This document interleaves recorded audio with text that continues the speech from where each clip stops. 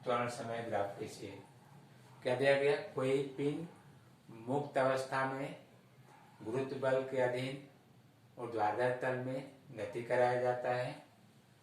गति की संपूर्ण यात्रा के लिए स्थिति समय, वेग समय, त्वरण समय ग्राफ प्लॉट करिए। तो इस तरह के पोजीशन होती है जो दी जाती है और आप उसको सॉल्व करते हैं। ठीक है, चलिए देखिए। तो यहां से हम एक्स वाई एक्सिस ध्यान दीजिए। तो आपको करना क्या है, जैसे हमने कहा कि पोजीशन टाइम ग्राफ खींचिए। ऐसे देखिए स्थिति समय वक्र।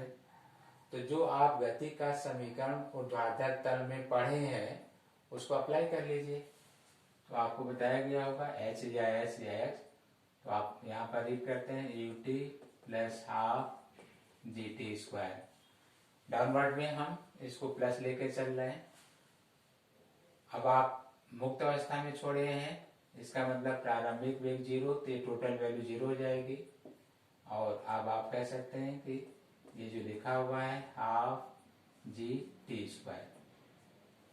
तो आपने देखा यहाँ पर अगर ये कांस्टेंट वैल्यू है तो देख लीजिए t square equal to 2/g into x, इसको कांस्टेंट ले लीजिए। तो t square equal to k x. ये देखिए, तो इस तरह से आप यहाँ पर जो रिप्रेजेंटेशन ध्यान दे रहे हैं आपको ये फॉर्मूला प्राप्त हो गया। अब आप ग्राफ खींचते समय ये देखना होगा कि टी और एस की पोजीशन कहाँ पर रखना है और कैसे रखना है। फिर से देख लीजिए, हमने गति के द्वितीय समीकरण का प्रयोग किया है, मुक्त अवस्था में छोड़ा गया है। इसको आप यू को 0 मान लीजिए, ये 0 हो गया।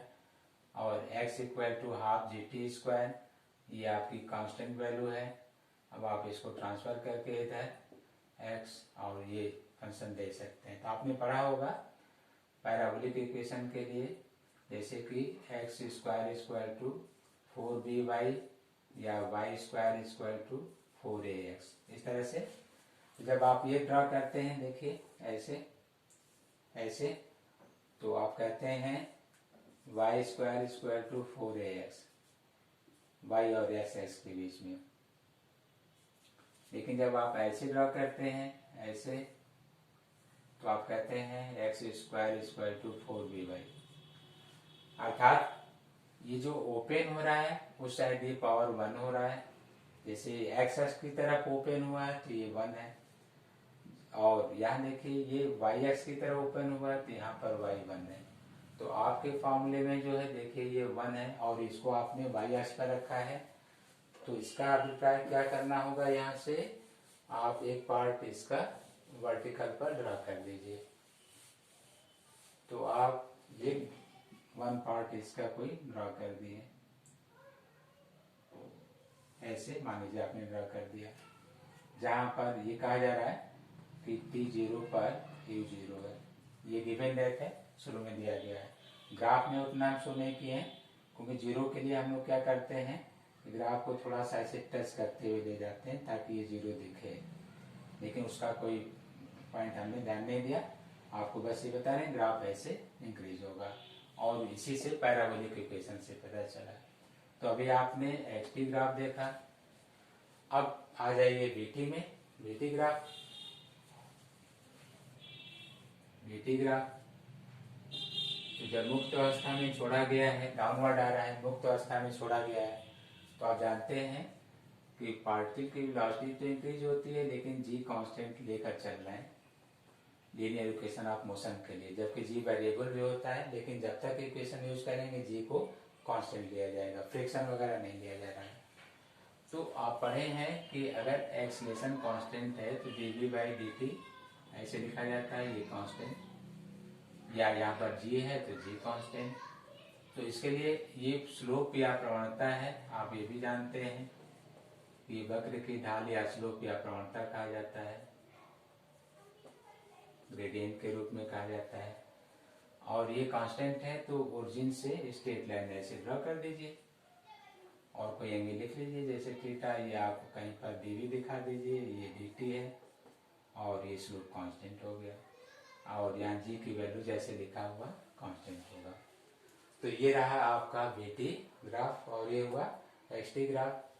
अब आप एटी, तो अभी हम बार बार कह रहे हैं कि समय के सापेक्ष जो है ए कांस्टेंट है या जी कांस्टेंट है। तो उसमें क्या करना है कि आप इस तरह से ये लाइन ड्रॉ कर दीजिए, बहुत इजी हो जाएगा। जैसे ये parallel to time axis, time बढ़ रहा है लेकिन जी की वैल्यू चेंज नहीं हो रही है, तो यहाँ तक हम मान ले रहे हैं कि जी नॉट है या जी रहने दीजिए और जी की वैल्यू आप 9.8 मीटर पर सेकेंड स्क्वायर या कांस्टेंट ले लीजिए। तो आपने देखा ये इंपॉर्टेंट क्वेश्चंस हैं जो आपको ध्यान देना होगा।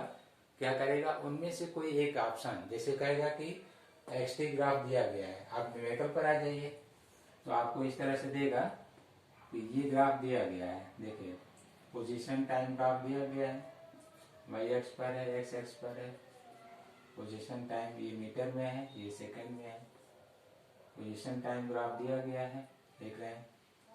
तो आपसे कहा जा रहा है कि इसमें फिर आप वेलोसिटी टाइम ग्राफ खींचिए, तो ये है, कहा जा रहा है इसको, तो आप देख सकते हैं ये है।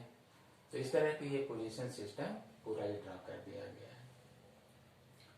तो आपको एक्सलेशन दिया जा सकता है, तो यहाँ पर है। हम इसी तरह से ये ट्रायल ले लें कि पार्टिकल को ऊपर थ्रो किया गया हो और एक्सटी ग्राफ दिया हुआ हो, आपको बताना है कि इसमें वीटी ग्राफ क्या है और एटी ग्राफ क्या है। तो इस तरह से उसको भी आप सॉल्व करेंगे। तो इसको हमने रख कर दिया। देखिए मान लेते हैं कि आप किसी पार्टिकल को ऊर्ध्वाधर तल में प्रोजेक्ट कर रहे हैं, इस तरह से दिखाया जा रहा है, x axis, y axis, u theta, ऐसे ये दिखाया गया। तो इसका सेंस देखिए, जब किसी पार्टिकल को ऊर्ध्वाधर अपवर्ड दिशा में आप थ्रो करेंगे तो स्टार्टिंग में जो वेलोसिटी दे रहे हैं वो हम यू मान रहे हैं। और आपको ये भी बता दें कि जब कोई पार्टिकल वर्टिकल मोशन करता है, जैसे यू वेलोसिटी से आपने थ्रो किया और रेस्ट में आने के बाद ये डाउनवर्ड आ रहा है, तो इसका पाथ तो यहाँ स्ट्रेट लाइन दिखाया गया है, जबकि रियल जो है हम लोग इसको इस तरह से पोजीशन टाइम ग्राफ में दिखाते हैं, पैराबोलिक पाथ लेते हैं। ध्यान दीजिएगा, किसी पार्टिकल को आप वर्टिकल थ्रो करते हैं वर्टिकल प्लेन में, तो पूछा जाता है कि path followed by the particle, तो आंसर दीजिएगा पैराबोलिक, जबकि बहुत ज्यादा स्पीड ना हो या कोई रॉकेट का प्रोजेक्शन ना हो, क्योंकि हाई स्पीड पर बहुत ज्यादा दूरी कवर करने पर जी भी वेरिएबल होगा और वो पैराबोलिक के बजाय इलिप्टिकल पर जाने लगेगा, तो वो पोजीशन चेंज हो जाएगी। तो यहाँ पर जी कांस्टेंट होना चाहिए, जैसा पहले भी बताया गया है। इनिशियल वेलोसिटी दिखाया जा रहा है, तो जैसे जैसे अपवर्ड जाएगा उसकी वेलोसिटी घटेगी, तो घटने के लिए यहाँ पर ऐसे ग्राफ अभी आया था, देखिए बढ़ने के लिए ग्राफ ऐसा आया था, इस तरह का आया था ये पोजीशन टाइम ग्राफ, और घटने के लिए देखिए तो इस तरह से ग्राफ आएगा।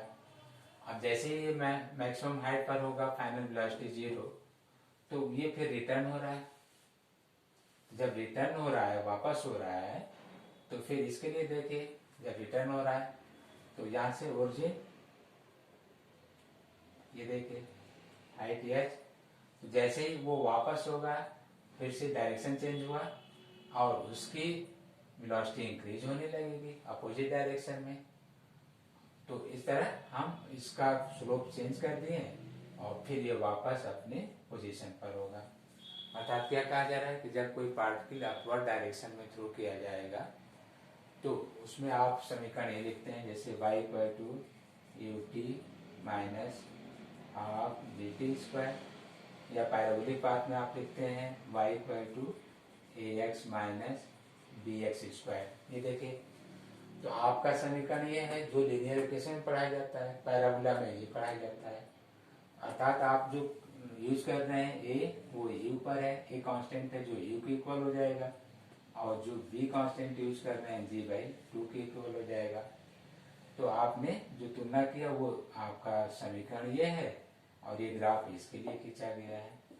तो इसके अनुसार जब कोई पार्टिकल अपवर्ड डायरेक्शन में थ्रो किया जाएगा तो उसके लिए ये पैराबोलिक ग्राफ दिया जाएगा और इससे आप फिर बीटी और एटी ग्राफ प्राप्त कर सकते हैं। तो बीटी ग्राफ आप प्लॉट करेंगे तो जब अपवर्ड डायरेक्शन में जा रहा है तो लगातार उसकी वेलोसिटी डिक्रीज हो रही है, जबकि जी कांस्टेंट है। तो अब आप क्या करेंगे, तो देखिए जब अपवर्ड डायरेक्शन में जा रहा है तो आप कर सकते हैं वेलोसिटी डिक्रीज हो रही है, तो यहाँ से मैक्सिमम कोई वेलोसिटी ले लीजिए जो यू था और उसको डिक्रीज होते हुए दिखाइए। कांस्टेंट स्ट्रेट लाइन ले चलिएगा क्योंकि यहाँ पर जी को कांस्टेंट रखना है। जैसे देखिए जी की वैल्यू कांस्टेंट है तो स्ट्रेट लाइन रखिए और इसको ज्वाइन कर दीजिए। ये एक्स एक्सिस, वाई एक्सिस, ये वेलोसिटी है मीटर पर सेकेंड, टाइम है सेकेंड, ग्राफ है बीटी। अब देखिए इस पॉइंट पर वो क्या शो कर रहा है कि वो मैक्सिमम हाइट पर होगा क्योंकि वहां पर उसकी वेलोसिटी फाइनल 0 हो गई। अब वो ग्रेविटी के इफेक्ट, जैसे ऊपर जा रहा है ग्रेविटी के इफेक्ट के कारण फिर नीचे आएगा, तो अब डायरेक्शन चेंज कर रहा है, पहले ऊपर जा रहा था अब नीचे आ रहा है। तो आप यहाँ से ये स्लोप जो है कंटिन्यू आगे बढ़ा दीजिए क्योंकि ओरिजिन से आपको आप प्लस मानते हैं, ओरिजिन से नीचे आप उसको माइनस मानते हैं। जब आप उसको आगे बढ़ाएंगे तो ये देखिए तो ये वैल्यू क्या होगी, नेगेटिव होगी। इसको आगे बढ़ा दीजिए, ये वैल्यू नेगेटिव होगी, ये नेगेटिव होगी। तो जब आप इस ग्राफ को एक्सटी ग्राफ आपको दिया जाएगा, वर्टिकल मोशन अपवर्ड डायरेक्शन, तो उसका बीटी ग्राफ ही हो जाएगा। वेलोसिटी टाइम ग्राफ, टाइम को इधर है, वेलोसिटी इधर है। बाकी आप जी का ग्राफ वैसे ही कांस्टेंट दिखाइएगा जैसा अभी हमने बताया कि जीटी या त्वरण के लिए तो यहाँ जी इक्वल टू कांस्टेंट आप मान के चल रहे हैं, जी की वैल्यू कांस्टेंट है टाइम के रिस्पेक्ट में। तो ये रहा आपके लिए आज क्वेश्चन। हमने मोशन इन वन डायमेंशन में इस तरह से आपको ग्राफ पर भी बताया, कुछ न्यूमेरिकल वाली वैल्यू बताया, कुछ क्वेश्चन आप डिफ्रेंसिएशन और इंटीग्रेशन बेसिस देख लीजिए, उन पर भी अच्छे क्वेश्चन आते हैं, उन पर ट्रिक भी है। अगर आप ध्यान देंगे तो बहुत इजी है, आप ट्रिकी क्वेश्चन आसानी से सॉल्व कर सकते हैं। ये आपको ध्यान देने की बात है। जैसे देखिए इसको आप प्रयास कर सकते हैं। मान लेते हैं कि आपको ये पता नहीं है कि एक्सेलरेशन कांस्टेंट है या वेरिएबल है, वेलोसिटी कांस्टेंट है या वेरिएबल है, तो आप चेक कर सकते हैं। जैसे हम कह रहे हैं कि v प्रोपोर्शनल टू t या v इक्वल टू kt, आप डिफ्रेंशिएट कर लीजिए और ये प्रोसेस भी है। xt से vt और vt से at प्राप्त करने के लिए आप डिफ्रेंशिएट करेंगे। इसका रिवर्स at से vt और xt प्राप्त करने के लिए इंटीग्रेट करेंगे। इस तरह से इंटीग्रेट करेंगे ये। तो आप इनमें से देखना होगा कि क्या आपको प्राप्त करना है। जैसे vt से at प्राप्त करना है तो डिफरेंशिएट कर दीजिए, तो dv by dt k d by dt into t, ये 1 हो जाएगा, a equal to k constant है। लेकिन आप ध्यान दीजिए, जैसे कहा जाए कि कोई कण इस प्रकार गति करता है कि उसका वेग समय की घात 3/4 है, ऐसा कुछ भी लिख दिया। A particle moves along a straight line as non-uniform motion and its velocity is directly proportional to t की पावर 3/4. Then its acceleration, तो कहा जाए कि इसका एक्सेलरेशन का वेरिएशन क्या होगा। तो यहाँ पर हम आपको ट्रिक बता दे रहे हैं। वेलोसिटी से एक्सेलरेशन पर जा रहे हैं, देख रहे हैं, तो डिफरेंशिएट करना होगा और डिफरेंशिएशन में इसका एक पावर कम होता है। जैसे डिफरेंशिएशन इसका करेंगे तो देख लीजिए v equal to k t की पावर 3/4, तो dv by dt k d by dt t की पावर 3/4, ये आपका ये है के 3/4 टी की पावर 3/4 -1, तो 3k/4 टी की पावर अभी कम कर दीजिए तो -1/4, तो a प्रोपोर्शनल टू टी की पावर -1/4। तो आपने सॉल्व किया, लेकिन अब हम आपको ये ट्रिक बता रहे हैं, यहाँ से देखिएगा कि जब VT से AT पर कोई प्रॉब्लम आता है तो यहाँ देखिए डिफरेंशिएशन, तो आप उसका एक पावर घटा दीजिए, वही डायरेक्टली बताइएगा। जैसे 3/4 -1, तो डायरेक्ट आपका -1/4 आ जाएगा। अब इसका उल्टा दे दे रहे हैं कि VT से आप XT में जा रहे हैं तो एक पावर बढ़ा दीजिएगा। डायरेक्ट इसका उल्टा देख लीजिए, जैसे आप VT से XT में आ रहे हैं तो यहाँ देखिए आपको V प्रोपोर्शनल टू T की पावर 3/4 दिया गया है। अब आप XT में जाना चाह रहे हैं तो S का जो आंसर आएगा प्रोपोर्शनल टू T की पावर इसमें +1 कर दीजिए, तो ये 7/4 आ जाएगा। मान लीजिए कि हम यहाँ चेंज करना चाहें, जैसे 3/2 दे दें, तो यहाँ पर जो है +1 ऐड करेंगे, देख भी लीजिए, +1 ऐड करेंगे तो ये 5/2 आ जाएगा, अर्थात x की वैल्यू 5/2 आ जाएगी। ये आपको मान प्राप्त हो जाएगा। तो आपने क्या देखा कि इस तरह के क्वेश्चनों को सॉल्व करने के लिए ट्रिक है, और आप इनको लिख लें। ये वाला ऑर्डर जैसे ही कहा जाएगा इंटीग्रेशन डिफरेंशिएशन, तो जैसे ही डिफरेंशिएशन पर होगा पावर उसका माइनस कर लीजिएगा, आगे बढ़ने पर, बैक बढ़ने पर उसको प्लस कर लीजिएगा। ये ध्यान देना होगा कि बैक वाले में इंटीग्रेशन अप्लाई हो रहा है, एक पावर बढ़ाया गया। तो हम फिर इस तरह बहुत अच्छे क्वेश्चन आपको बताएंगे, और जो है आप ऑफलाइन JRS क्लासेस चल रही हैं, आप आइए। इलाहाबाद में TGT PhD की वैकेंसी आ चुकी है, और आप ऑफलाइन आइए, देखिए क्लास में, और आपको वहाँ पर टाइम वाइज जो भी प्रॉब्लम्स होंगे सॉल्व कराए जाएंगे, और निश्चित समय में आपके कोर्स भी पूरा होंगे। आज के लिए इतना ही, तब तक आप क्वेश्चन सॉल्व करते रहें।